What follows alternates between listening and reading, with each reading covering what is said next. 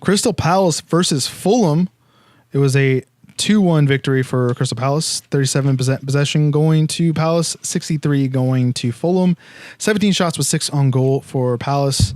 8 shots with 0 on target for Fulham. Do you agree with the result, Jacob? Yeah, I guess this was sort of a little bit more of a professional performance, I guess, from Palace, just as the way that they set up to keep Fulham. Obviously, Fulham no shots on target. I mean, they just kind of they allowed Fulham the ball and then took the chances when they came their way. I mean, they just were very patient. I don't think, even though Fulham had the majority of the possession, it never looked as though Fulham were dominating this game. It was just I think, there was that video you sent me a while ago about Jose Mourinho talking about how you can dominate a game without the ball sort of scenario. And that's kind of what this felt like. Where it was Palace were never not in control, despite the fact that they had the ball, or that Fulham had the ball 2/3 of the time.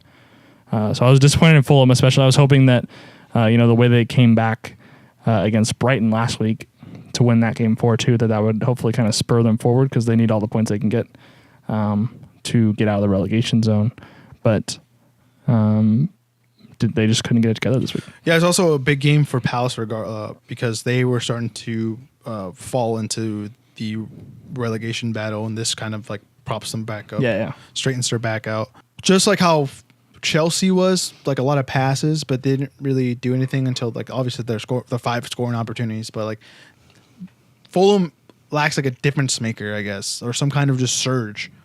I don't know what needs to be done, but I